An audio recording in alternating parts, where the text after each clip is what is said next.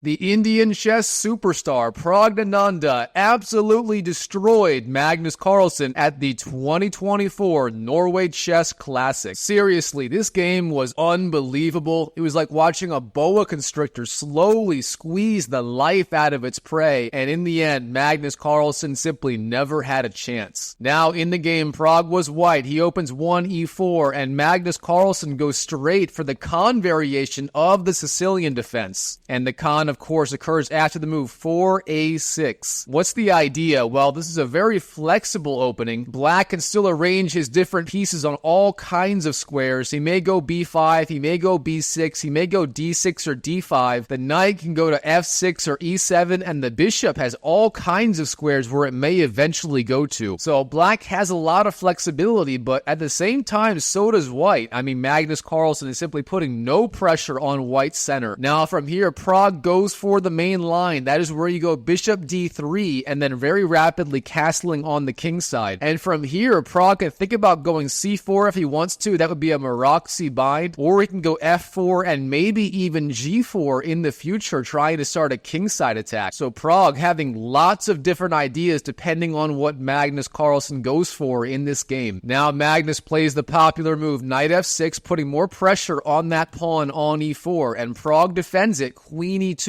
So far, Pragg staying very flexible with his pawns. Where does he want to push them? Now, d6 from Magnus Carlsen. Already, he's starting to commit to that hedgehog structure. Of course, the hedgehog occurs after d6 and b6, at which point he'd have pawns on the 6th rank just trying to passively defend. Now, Pragg finally commits. He goes c4. This is a great idea, just increasing his boa constrictor grip on the center of the board. Now, Magnus, knight b to d7. This move may look innocent, however, it is a very powerful idea behind it. From here, Magnus wants to go knight e5, challenging that bishop on the d3 square. And if Pragg wants to keep that bishop alive, he would have to go bishop c2, but that is not a very good square for the bishop. Okay, this is perhaps the first critical moment of the game for Pragg. What does he do? Now, the strongest and most aggressive option, of course, is the move f4. This move gains space in the center and the king side, and obviously stops Magnus Carlsen from jumping forward with the move knight to e5. However, it is more double-edged, and for example, if Magnus were to go g6, immediately Pragg can attack in the center with f5, and from there, Magnus jumps forward, Pragg takes, and the whole position just blows open. Now, in the game, Pragg did not play that move. Instead, he plays the move knight to c3. What's the idea? Well, he simply allows Magnus to go knight e5, which is Magnus Carlsen's idea the whole time. However, Pragg has a strategy in this game. He wants to maintain total control of the position and just slowly but surely squeeze the life out of Magnus. Let's see how it works out. Well, Magnus in the game immediately jumps forward with the knight to e5. And once again here, f4 is the strongest move. However, Pragg, sticking to his guns, plays the quiet but venomous move h3. The idea behind this move, obviously, is taking control of that g4 square and stopping knight g4 in the future from Magnus. Now Magnus plays b6. We have the hedgehog pawn structure on the board. Magnus with those pawns on the 6th rank. And what does Pragg do? Finally, he plays the move f4. Magnus takes the bishop, and Pragg takes back with the queen. Now, this trade of minor pieces may look good for Magnus Carlsen. I mean, after all, he just won the critical bishop pair. However, Pragg still has total control over the center, and it's not so obvious what Magnus Carlsen is supposed to do about it. In the game, Magnus goes bishop b7, developing the light-squared bishop. However, from here, Pragg understands the essence of the position, and he immediately breaks with a powerful pawn move, f5. Now, Pragg is already threatening to take on e6 and then recapture with the knight. This is a very deadly threat. Magnus Carlsen needs to react, and the best move here immediately is the move e5. The idea is you kick the knight back, let's say to knight c2, then you go rook c8, then knight e3, and Magnus Carlsen is a little bit worse, but he's still very much in the game. However, that is not what happened. In this position on move 13, Magnus Carlsen plays the critical mistake, queen d7. The idea is obviously he's defending on e6, we won't have to break in the center with e5. However, this is just no good. Pragg follows up immediately with the critical idea, bishop g5. Pragg understands at some point Magnus Carlsen is going to have to play the move e5, at which point the d5 square becomes very, very weak and the key square in the entire position. But Pragg, he saw into the future. He saw in that scenario the knight on f6 is going to be a key defender of the e5 square. And so bang, bishop g5. He's just going to knock that knight off before it ever becomes a threat. Okay, Magnus, bishop e7, Pragg, rook ad1, getting his rooks into the game. Rook c8, increasing the pressure on the c4 pawn. And now Pragg plays a very subtle idea. That is queen e2, simply getting his queen off the d file, allowing the rook to exert more pressure. And finally, in this position, Magnus Carlsen decides it is time to play e5, but this is too little too late. This move would have been much better played earlier in the game before bishop g5 was on the board. Now Pragg, before playing knight c2, he plays the strong intermediate move, bishop takes f6. That move is just so strong. Magnus takes back with the bishop, but now after knight c2, Pragg has total dominance over that d5 square. And Magnus Carlsen's bishops here, despite having the bishop pair, they are just not doing that much in this position. Okay, Magnus, he tries to fight back. Queen c6, trying to exert more pressure on the pawns on c4 and e4. However, it's not enough. Knight e3 from Pragg, simply defending c4, and that is no longer a threat. Now Magnus tries trading one pair of minor pieces, but Pragg is not concerned. He goes king h1, then takes back with the queen on e3. And if you made it this far, you may be wondering, wait a minute, didn't Pragg just sacrifice a pawn on c4? What if Magnus just takes the pawn? Well, it turns out that would be a fatal mistake, because here, the key move, f6, that is so